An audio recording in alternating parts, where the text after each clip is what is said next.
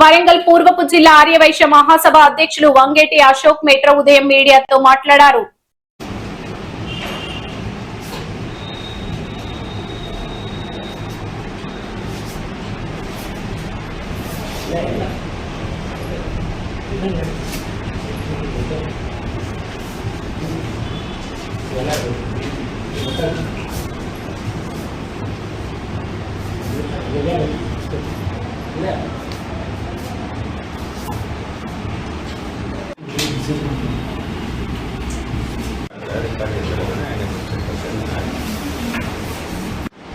అందరికీ నమస్కారం.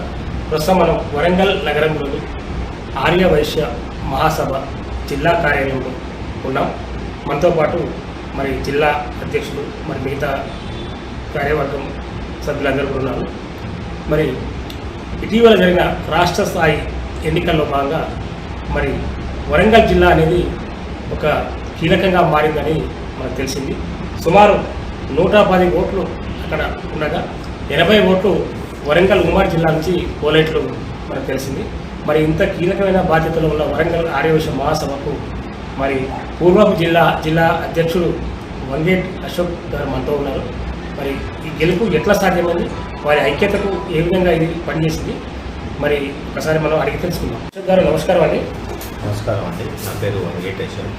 నేను ఉమ్మడి వరంగల్ జిల్లాలో గతంలో మాజీ అధ్యక్షునిగా ఉండడం జరిగింది.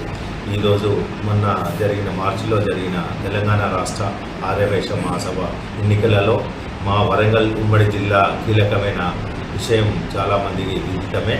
మాకు 110 ఓట్లలో 110కి 88 ఓట్లు అమరావతి లక్ష్మీనారాయణ గారికి వన్ సైడ్ వేయడం జరిగింది.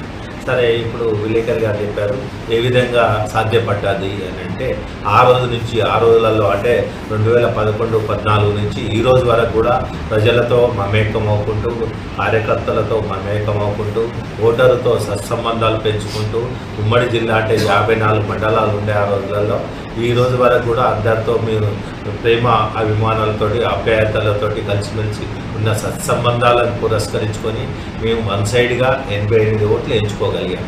మిగతా దాంట్లో ఒక 4-3 రాలేకపోయారు.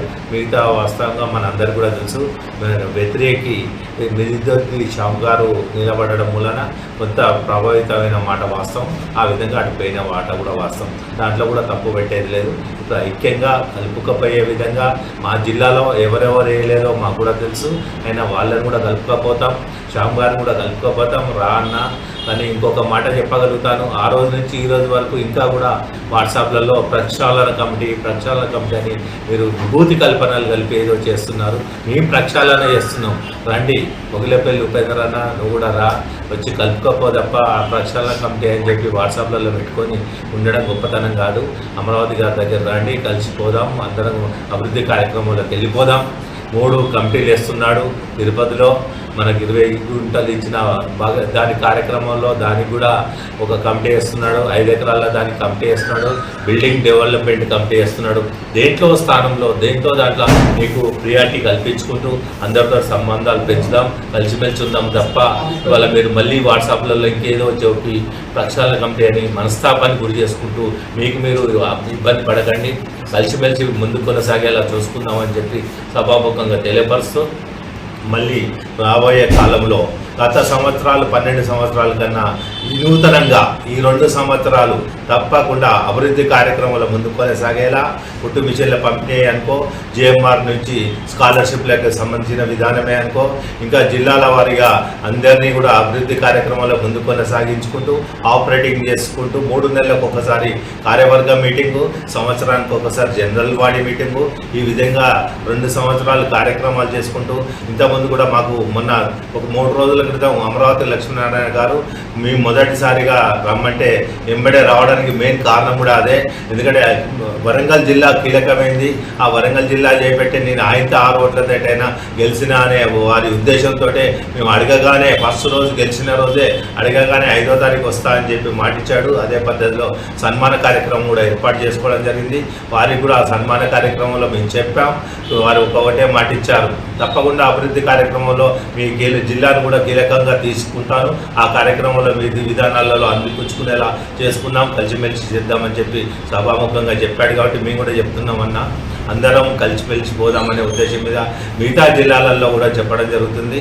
మా అభివృద్ధి కార్యక్రమం మీరు ఐక్యతా భావాన్ని మీరు గమనించవలసిందిగా కోర్సు శ్యామన్నకు, ఉపేంద్రన్నకు మీరు చేయబోయే కార్యక్రమాలను, అంటే చేసిన కార్యక్రమాలు గతంలో జరిగిందేదో జరిగిపోయింది, ఓట్ల వరకే మనం శత్రువులం మిత్రులం. మళ్ళీ ఇప్పుడు ఇంకా కలుపుకపోయి మా సభను ఇంకా విధి విధానాలలో ముందు కొనసాగేలా చూసుకోవాల్సిందిగా కోరుచున్నాం.